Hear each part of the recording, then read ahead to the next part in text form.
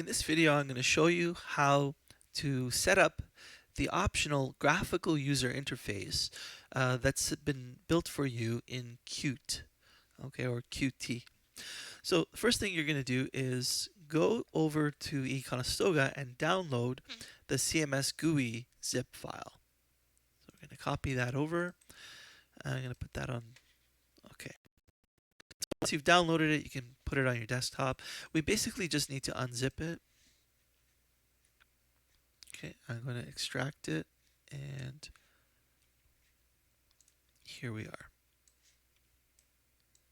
Okay, we don't need the zip file anymore. Okay, once you have this inside here, I'm going to just pull everything out like this, Control X. Just put it to the top level here. I don't like going into too deep folders. Okay, the project, so just like in Visual Studio, you have a project file. So this is your project file.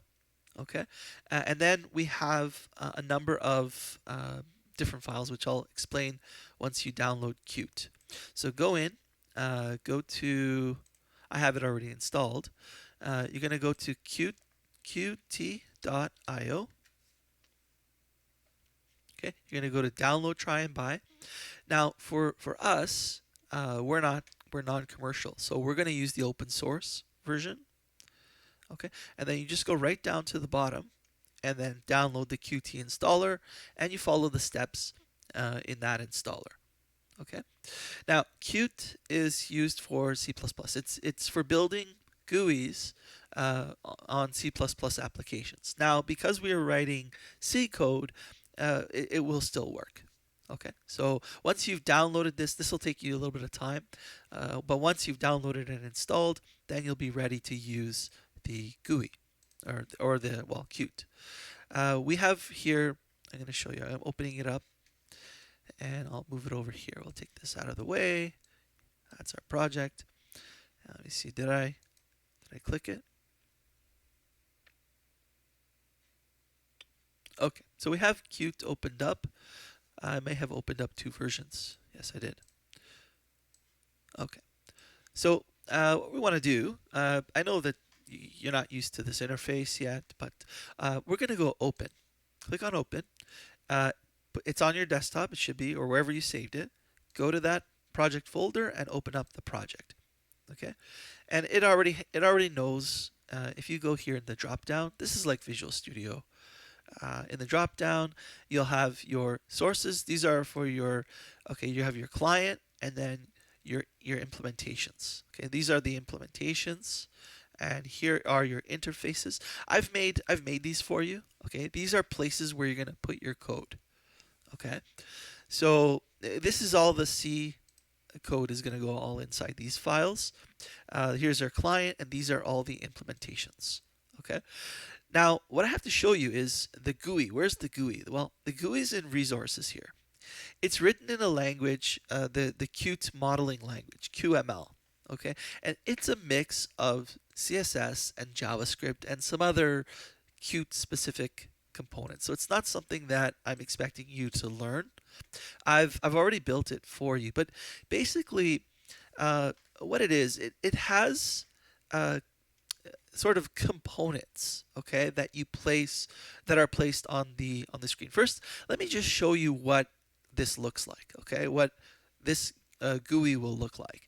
So the first thing I want to do, since I haven't compiled it yet, I go here and build all. Okay, so this hammer thing, you want to click that, and you're going to see that it's green here.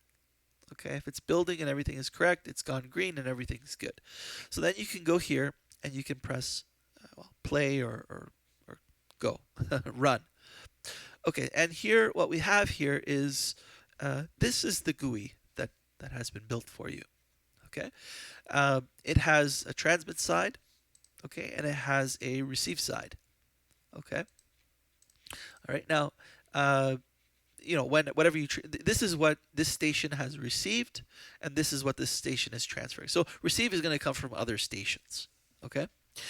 We have the audio. These are audio settings. Okay, these are audio settings. You know, what is the sample rate when I record, play, etc. I could save the file. I could load. I could send. an audio file, and here I receive any audio files that I receive. I can click RX, right, and then play those particular messages.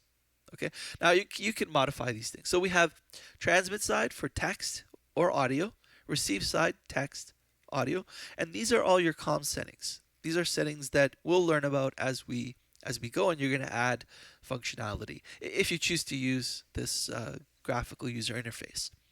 Okay. Uh, so again, one thing just to note, you don't have to use this GUI. You can use a text-based menu, but this is just provided for you. Now, how do you use this? Well, anytime that someone presses a button, let's say record, you see what happened down here. See? So the messages I want to show you, this is the application output. Okay? If you go here, if I press record again, you're going to see there's a message here, okay, that is created because when you press a button, it triggers JavaScript, basically. Okay, it triggers JavaScript, and then the JavaScript can be used to call functions written in another language, so in C. So here, this message is actually written by C code.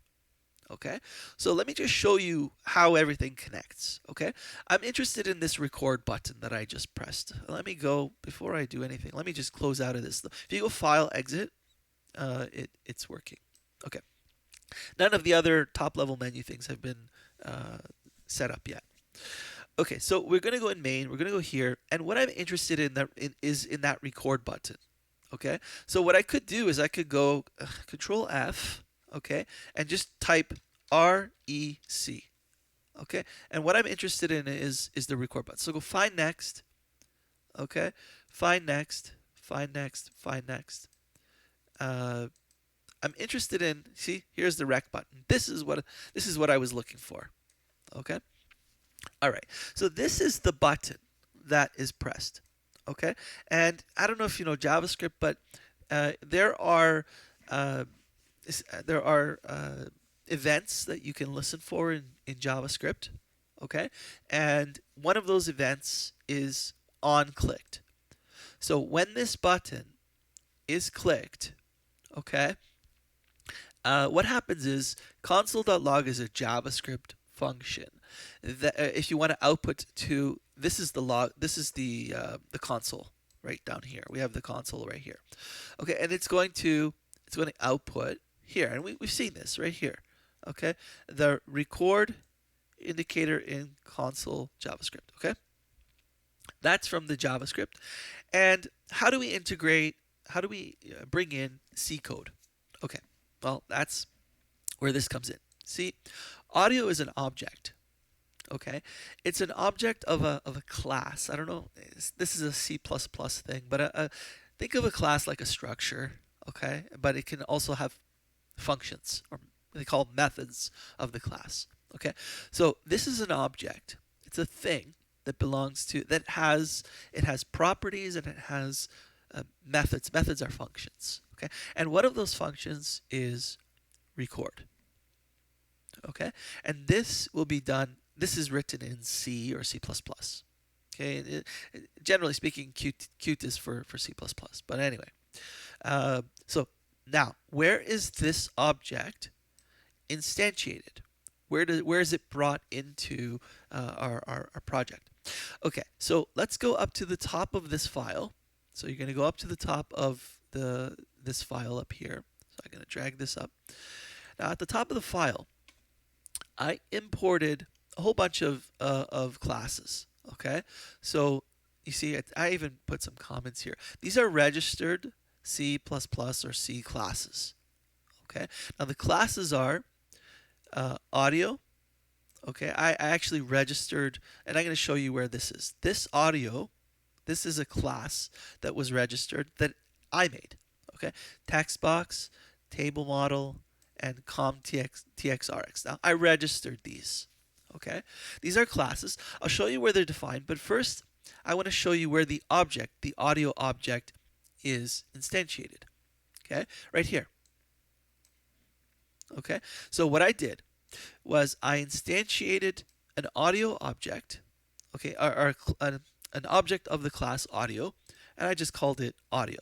So this is my instantiated object.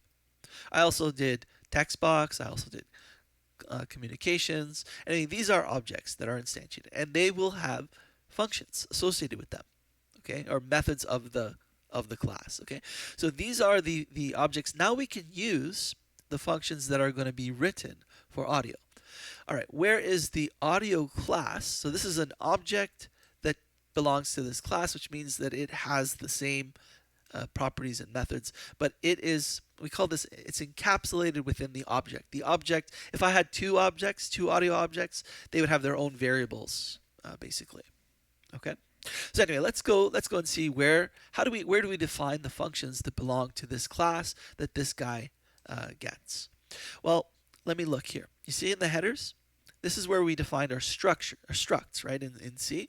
Well, here's where we define, if I double click it, where we define our class, our audio class. Okay. You don't have to worry about too much of the details here. I've already taken care of everything. What you have to know is that, you see, this is the class, and these are the methods for this class, or the functions of this class. Okay. I also have some other functions in here as well. Sorry, all of these are functions. Okay, you don't have to worry about signals and slots. This means a signal. If something happens, if something changes, then you're going to trigger the associated slot. Okay, but basically what I want to show you is, okay, this is like, where you this is what this class. These are the audio class. These are the functions. Okay, like the prototypes. Okay, this is the interface. Okay, think of this as the interface. And where is the implementation? Well, if audio.h is the interface, then audio.cpp is the implementation. And this is where you write your C code or your C++ code. Okay, so when I pressed record, all it did, now qdebug is like printf, okay, but it's outputting to this console here. Okay, but here's where I'm going to write the rest of my code. Okay, this is where I add my code. Now you may have to mod your code a little bit so that it works with Qt, but basically most of the stuff should be quite similar. Okay, and you might have to have some other includes, just like in your C code. Okay, so here is how you do it. So remember what happened. So let's go back. We went in main, right? We instantiated an object of this audio class. Now this guy right here is the object. Okay, it will have, it's like a struct. Think of it like a struct. It's not exactly, but so this will have, it will have variables, it will have functions that it can call. And we do that down here. We did it around, it was somewhere around here, I believe. Yeah, right here. Okay, see, this is the object, and it has access to the member functions or the methods. Okay, so when the button is clicked, what happens? We have, I just put some output. You don't have to, but I put it there to know that it was clicked. On the JavaScript side is working, and then here is where we bring in our C code. Okay.